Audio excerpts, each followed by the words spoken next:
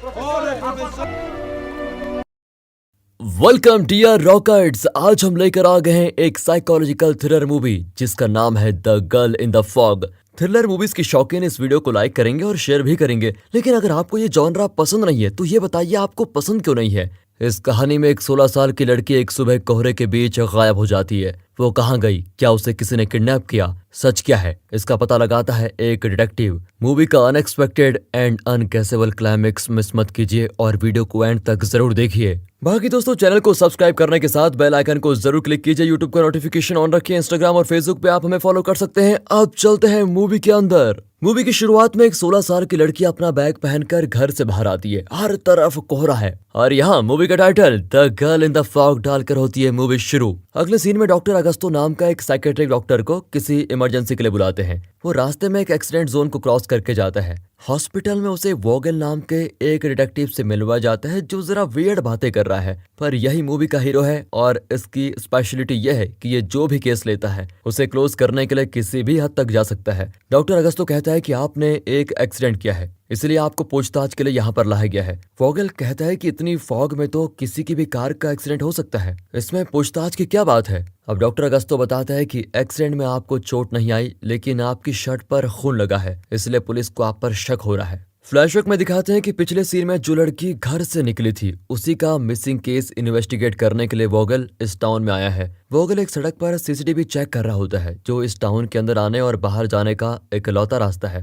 उसके पीछे खड़ा है उसका असिस्टेंट एजेंट ब्रोगी। फिर वोगल उस मिसिंग लड़की के घर पर जाता है। उस लड़की का नाम है अना। उसके पेरेंट्स बताते हैं कि अना दिसंबर 25 को चर्च के लिए निकली थी और वापस नहीं लौटी। एजेंट बॉर्गी को चीजों की फोटोज खींच लेता है। अना की माँ वोगल के हाथ पर एक बैंड पहना हुआ देखती है जो कि अना का है। वो रोती है कि किसी तरह मेरी बेटी को ढूंढ लीजिए प्लीज। वोगल बहुत ही सेंटिमेंटल हो जाता है और कहता है कि मैं पूरी कोशिश करूंगा। ये कहकर वो बाहर आता है और सड़क पर खड़ा होकर क्लैप करने लगता है। सारे नेबर्स बाहर आकर उसको देखते हैं। फिर वोगल सीधे अपने ऑफिस पहुंचता है और अपनी टीम को बताता है कि अना दिसंबर 23 को चर्च के लिए निकली थी, जो कि उसके घर से 300 मीटर की दूरी पर है। इसी बीच वो कहीं गायब हुई है और घर से निकलने के 7 मिनट बाद उसका फोन स्विच ऑफ हो गया। अगर वो अपनी मर्जी से किसी के साथ जाती तो अचानक अपना फोन स्विच ऑफ नहीं करती, और अगर किसी ने किडनैप किया था तो किडनैपर इस एरिया को और अना को अच्छी तरह जानता होगा, इसलिए वो बिना कोई आवाज किए अना को किडनैप कर पाया होगा। मैंने अना के घर के बाहर जाकर क्लैप किया तो कुछ ही सेकंड्स में सारे नेबर्स बाहर आ गए कि ये कौन अजनबी है। मतलब किडनैपर इस एरिया को ही बिलोंग करता है, जिसकी वजह से शायद उस पर लोगों का ध्यान नहीं गया होगा।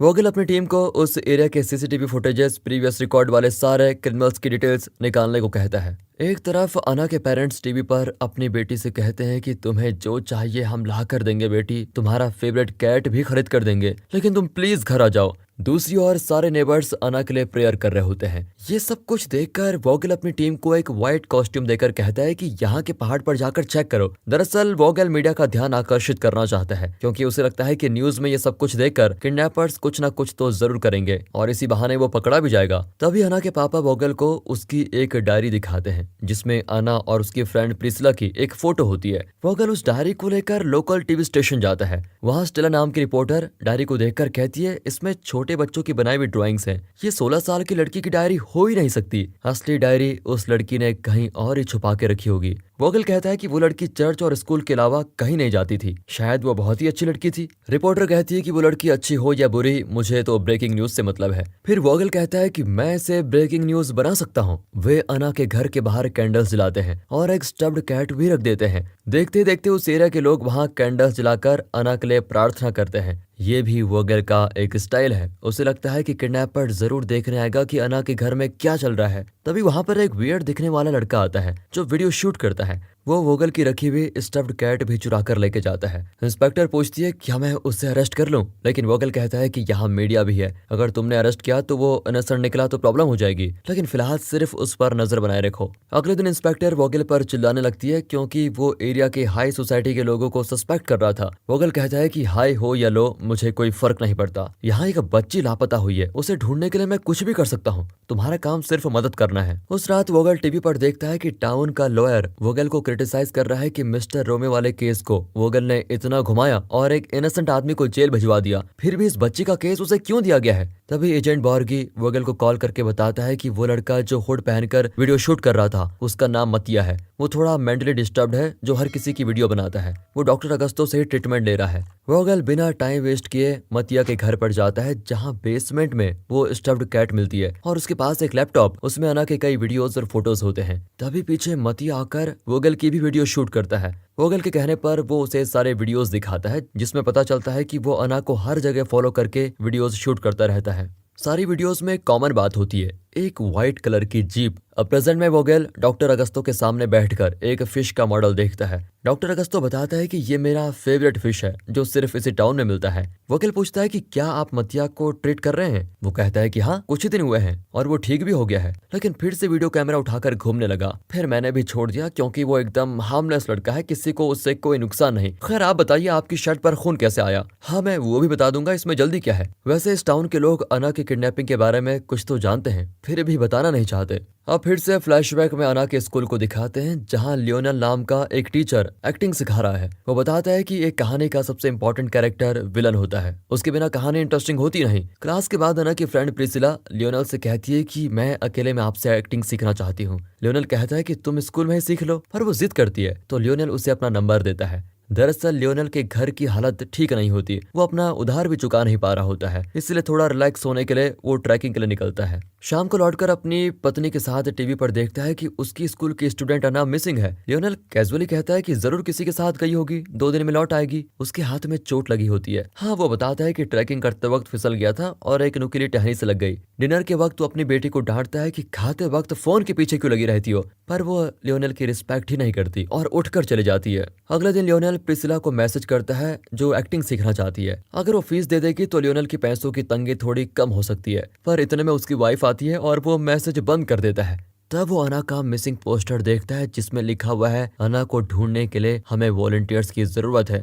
घर लौटते वक्त उसकी वाइफ कहती है कि इस दाढ़ी को निकाल क्यों नहीं देते, बिल्कुल किडनैपर लगते हो। फिर वो एक पेट्रोल बंक में रुकते हैं जहां टीवी में अना का ही न्यूज चल रहा होता है। उसमें उस व्हाइट जीप को दिखाते हैं जो मतिया के वीडियोस में था और वो जीप लियोनल की है। सब उसे ही घूरने लगते हैं। लियोनल घबराकर बाहर आता है और अपनी वाइफ को लेकर सीधे घर आ जाता है। फिर वो पुलिस को कॉल करके बताता है कि आप लोग न्यूज में जो जीप देख रहे हैं वो मेरी जीप है, लेकिन मेरा इस केस से कोई संबंध नहीं है। वो कहते हैं कि ये फुटेज बहुत ही कॉन्फिडेंशियल था, लेकिन पता नहीं किसने लीक कर दिया। आप फिक्र मत कीजिए, बस अपना लॉयर रेडी करके रखिए।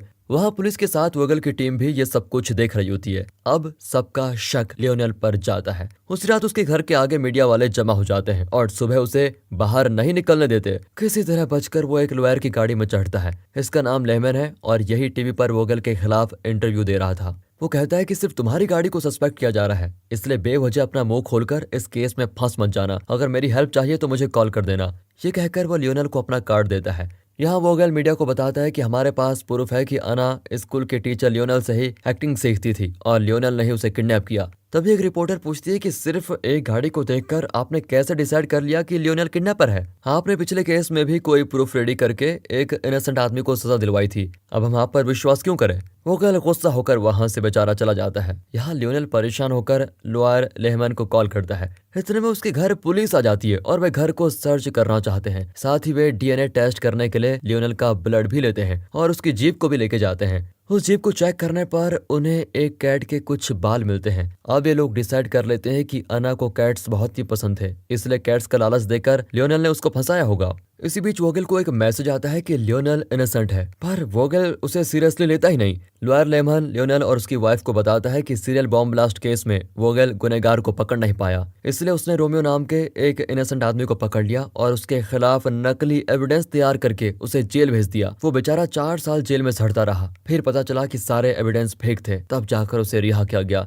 लेकिन उन 4 सालों में उसका बिजनेस ठप हो गया, उसकी फैमिली ने खुद को खत्म कर लिया। उसके बाद रोमियो को $1 मिलियन का कंपनसेशन भी मिला, लेकिन जब फैमिली ही नहीं रही तो वो पैसों का क्या करता। अगले दिन अना की फ्रेंड प्रिसिला लोकल चैनल को इंटरव्यू देती है कि लियोनल अच्छा आदमी नहीं है, उसने मुझे मैसेज भी किया कि मेरे घर आ जाओ। अब ये देखकर लियोनल और उसकी वाइफ के बीच झगड़ा हो जाता है। लियोनल समझाता है कि वही एक्टिंग सीखने की जिद कर रही थी और मेरे घर की हालत देखकर मैंने सोचा कि अगर वो फीस देगी तो थोड़ी मदद हो जाएगी, लेकिन उसकी वाइफ उस पर विश्वास ही नहीं करती और अपनी बेटी को लेकर घर छोड़कर चली जाती है। सीक्रेट माइक के जरिए वोगेल ये सब कुछ सुन रहा होता है। अब लोकल टीवी रिपोर्टर लियोनल से मिलने आती है और कहती है कि आप हमारे चैनल को इंटरव्यू दीजिए और अपनी तरफ से सच बताइए। पर लियोनल कहता है कि मैं इस प्रॉब्लम को हैंडल करना जानता हूँ, तुम अपनी टीआरपी बढ़ाने के लिए मेरा इस्तेमाल नहीं कर सकती। वोगेल को फिर वही मैसेज आता है कि लियोनल इनोसेंट है। अगले दिन लियोनेल अपने सूखे हुए घाव पर फिर से चोट कर देता है और पट्टी बांधता है। फिर वोगेल उसे एक रेस्टोरेंट में बुलाता है और पूछता है कि तुम्हारे हाथ पे चोट कैसी लगी। वो बताता है कि ट्रैकिंग करते हुए चोट लगी थी, बस और कुछ नहीं। अब वोगेल जरा धमकाते हुए कहता है कि तुम्हारी जीप में एक कैट का बाल भी था। ये कहकर वो एक कैट की फोटोज दिखाता है जो मतिया ने क्लिक किए थे। उसके गले में अना का ब्रेसलेट बैंड होता है, यानी अना ने उसे अपना बैंड पहनाया था। और इसी बिल्ली के बाल लियोनेल की जीप के अंदर पाए गए हैं। अगर वो बिल्ली मिल गई तो तुम्हारा गुनाह प्रूव हो जाएगा। अब लियोनेल परेशान होकर उठकर चला जाता है। वोगेल देखता है कि टेबल पर लियोनेल के घाव से निकला खून लगा हुआ है। लियोनेल घर जाकर अपनी दाढ़ी शेव करता है जैसे उसकी वाइफ चाहती थी। इसी बीच एक पहाड़ पर अना का बैग मिलता है। अगले दिन क्लास में स्टूडेंट्स लियोनेल को बड़ी अजीब नजरों से देखते हैं, लेकिन लियोनेल सिखाना शुरू करता है। तभी वोगेल वहां पर आता है। अपनी टीचिंग जारी रखते हुए लियोनेल कहता है कि एक कहानी के लिए विलन जितना इंपॉर्टेंट है उतना इंपॉर्टेंट है एक इनोसेंट इंसान जिस पर पुलिस झूठा इल्जाम लगाकर अपना केस क्लोज कर सके। इस पर वोगेल क्लैप करके लियोनेल के कान में कहता है कि एक्टिंग तो तुम बहुत अच्छी कर रहे हो इनोसेंट होने की, लेकिन अना का बैग मिल गया है और उस पर तुम्हारा खून भी है। You are under arrest. यहाँ सीन कट होकर प्रेजेंट में शिफ्ट होता है। वोगेल पूछता है कि आप इतने बड़े साइकेट्रिस्ट होकर इस छोटे टाउन में काम क्यों कर रहे हैं। डॉक्टर अगस्तो बताता है कि इस टाउन में खुदकुशियां बहुत हो रही थी, तो मैंने सोचा यहाँ मेरी सेवा की बहुत जरूरत है। अब डॉक्टर अगस्तो पूछता है कि मिस्टर रोमियो जो बेगुनाह था उसको आपने सीरियल ब्लास्ट केस में क्यों फंसाया, मुझे बताइए। उसे बेवजह 4 साल जेल में सड़ना पड़ा था, पता है आपको। वोगेल चुपचाप डॉक्टर अगस्तो को देखता है। कट करके फ्लैशबैक में दिखाते हैं कि टेबल पर जो लियोनेल का खून था उसे निकालकर वोगेल ने अना के बैग में जानबूझकर लगाया। इस एविडेंस के आधार पर वोगेल ने लियोनेल को अरेस्ट भी किया और उसे जेल की सजा भी हो गई। इस तरह इस केस को सक्सेसफुली क्लोज करके वोगेल वहां से जाने की तैयारी करने लगता है। तभी उसे एक औरत कॉल करती है जो पहले मैसेज भेजती थी कि लियोनेल इनोसेंट है। वो कहती है कि अपने ब्राउजर में फ्रॉगमैन टाइप करके सर्च कीजिए। वोगेल वैसा ही करता है तो देखता है कि 30 साल पहले कातिया नाम की एक लड़की बिल्कुल अना की तरह गायब हुई थी। वोगेल तुरंत उस औरत से मिलने जाता है। वो एक पुरानी रिपोर्टर है और व्हील चेयर पर बैठी होती है। वो बताती है कि 30 साल पहले 14 से 16 साल की 6 लड़कियों को सुबह के वक्त किडनैप किया गया था। किडनैपर्स को उस वक्त फॉगमैन कहा गया क्योंकि वो सुबह के वक्त ही किडनैप करता था जब हर तरफ फॉग होता था। अना के साथ भी वही हुआ है। अना को मिलाकर इन 7 लड़कियों में एक कॉमन बात है कि सभी के बाल रेड कलर के थे। अना को भी फॉगमैन ने किडनैप किया होगा। आपने लियोनेल को सजा दिलवाकर बिल्कुल गलत काम किया है। वो बताती है कि मुझे ये पार्सल मिला जिसमें अना की असली डायरी है। उसमें अना ने लिखा है कि 1 साल पहले समर हॉलीडेज में उसकी मुलाकात ओलिवर नाम के एक लड़के से हुई। अना उसे पसंद करती थी और अपने हाथ पर हमेशा उसके नाम का पहला लेटर ओ लिखकर बहुत खुश होती थी। वोगेल को उसमें एक पोस्ट कार्ड मिलता है जिस पर वोगेल का नाम होता है। वो हैरान रह जाता है कि मैं तो इस लड़की को जानता तक नहीं, पर इसने मेरे नाम का पोस्ट कार्ड क्यों रखा है। उस पोस्ट कार्ड में एक जगह का फोटो होता है। वोगेल जंगल के बीच उस जगह जाता है जहाँ पर एक क्रॉस गड़ा हुआ है। वहाँ कूदने पर उसे एक वीडियो टेप मिलता है।